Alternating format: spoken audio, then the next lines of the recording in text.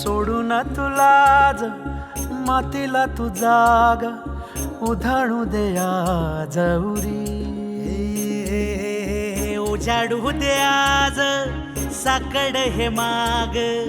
होऊ दे पहाट नवी आता होऊन जाऊ दे साऱ्या जगाला पाहू दे पडू दे पाऊल पुढं जरी काट पाया खाली लाख येळा येऊ दे पडू दे पाऊल पुढं मोठी लढाई र लढू मातीसाठी र गड्या मनगटाचं जोर लावून दाटला जरी अंधार